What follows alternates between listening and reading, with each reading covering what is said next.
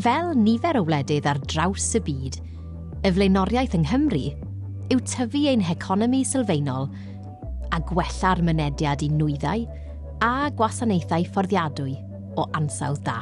Mae'n bwysig tyfu ein busnesau lleol i bobl Cymru allu dysgu sgiliau newydd. Yng Nghymru, rydym am weld busnesau yn ffynnu yn y sectorau gofal iechyd a chymdeithasol, bwyd, tai, adeiladu, ynni, trafnidiaeth, manwerthu a thwristiaeth. Y sectorau hanfodol hyn sy'n darparu'r nwyddau a'r gwasanaethau sylfaenol i bobl fyw a gweithio yng Nghymru. Mae hyn yn gwella ein llesiant. Mae canolbwyntio ar dwf mewn ystod y sectorau'n lleihau risg ac yn ein helpu i ganolbwyntio mwy ar gryfhau ein cymunedau ac, yn y pen draw, cryfhau Cymru.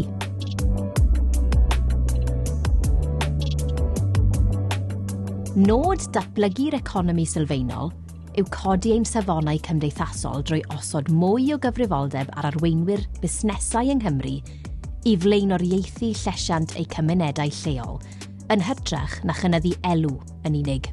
Cymru yw'r genedl gyntaf i ddeddfu ar gyfer llesiant drwy ddeddf Llesiant Cenedlaethau'r Dyfodol, sy'n rhoi fframwaith clir a chyfres o fesurau i'w dilyn.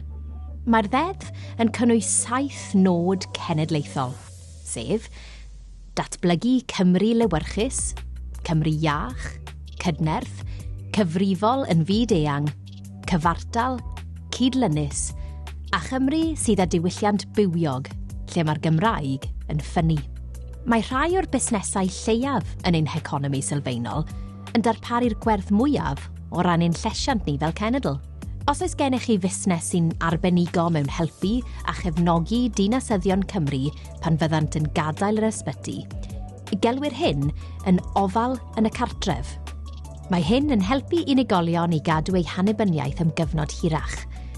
Mae'n rhyddhau gwelïau angenrheidiol mewn ysbytau ac yn atal y claf rhag cael ei roi mewn cartref gofal, sy'n gallu bod yn gostus i'r sector cyhoeddus.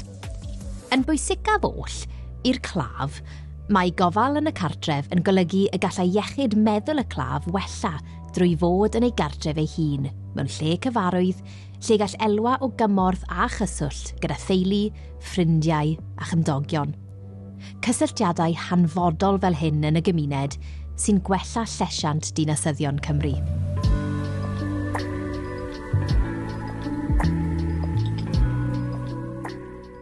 Gan ddibynnu ar eich sector o'r economi sylfaenol, gallwch wella llesiant mewn sawl ffordd.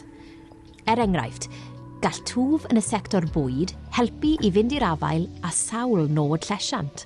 Mae Social Farms and Gardens yn elusen sydd wedi cydweithio gydag adrannau cynllunio a chomisiynu o fewn awdurdodau lleol yng Nghymru i ddatblygu polisi a chanllawiau cynllunio ategol. Bydd hyn yn hwyluso trosglwyddiad tir cyhoeddus i stiwardiaeth gymunedol mwyn cynhyrchu bwyd. Dyma enghraifft berffaith o sut y gallwn ni fel cenedl fod yn fwy cyfrifol ar lefel fyd-eang drwy brynu mwy o fwyd lleol gan leihau ein hôl troed carbon. Mae prynu o ffynonellau lleol yn hybu cymunedau mwy cydlynus. Mae cyflenwad cyson o fwyd ffres yn ein gwneud ni'n iachach, ac mae twf busnesau lleol yn dod â ffyniant i Gymru. Trwy gyflenwi ein bwyd ein hunain, byddwn ni'n gryfach fel cenedl.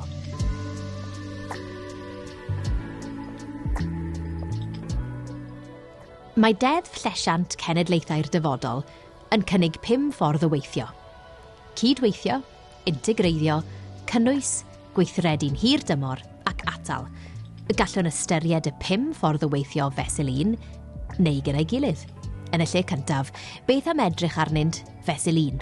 Yn aml iawn mewn argyfwng, byddwn yn canolbwyntio ar y tymor byr. Mae'r ddeddf yn ei gwneud yn ofynnol i ni ganolbwyntio ar feddwl hir dymor.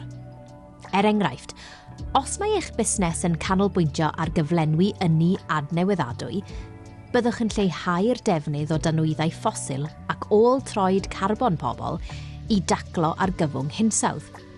Ond byddwch hefyd yn meddwl yn hir dymor i'n cynorthwyo i ddod yn Gymru sy'n gyfrifol yn fyd-eang. Drwy fabwysiadu'r meddylfryd yma, rydym yn gweithio mewn ffordd wahanol. Rydym yn cynnwys rhanddeiliaid, rydym yn arloesi i wneud pethau'n well, ac rydym yn canolbwyntio mwy ar fesurau ataliol, megis ynni adnewyddadwy yn hytrach na gwneud yr un peth ag erioed.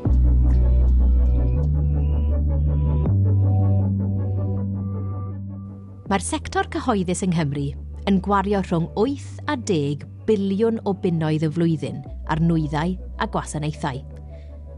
Dychmygwch pe byddai'r holl arian hwn yn cael ei fuddsoddi mewn busnesau yng Nghymru.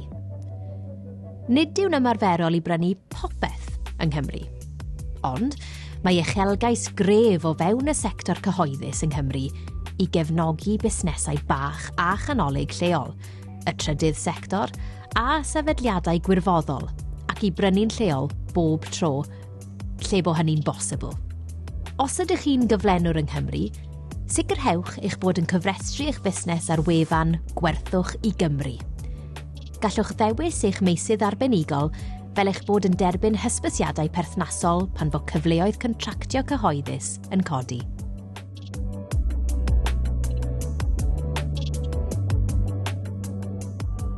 Mae arloesi yn holl bwysig i aros yn gystadleuol.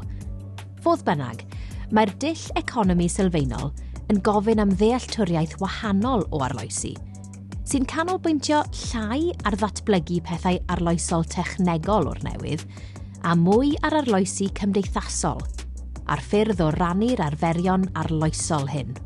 Mae'r economi sylfaenol yn berthnasol i'r gadwyn gyflenwi gyfan, nid dim ond i'ch busnes chi. Pan fyddwch yn cymryd cyfrifoldeb i sicrhau bod eich cyflenwyr yn cael pris teg ac yn cael eu talu'n brydlon, daw eich cyflenwyr yn fwy cynaliadwy yn ariannol.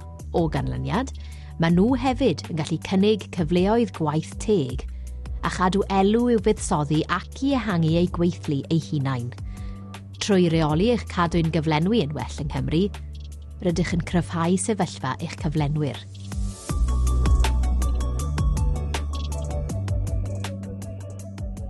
Dylech hefyd gyfrestru ar gyfer digwyddiadau Expo Busnes Cymru yn Abertawe ym mis Medi ac yn Llandudno ym mis Hydref, lle bydd cymorth ac arweiniad ar gael i ddysgu pam mae datblygu economi sylfaenol yn bwysig i Gymru.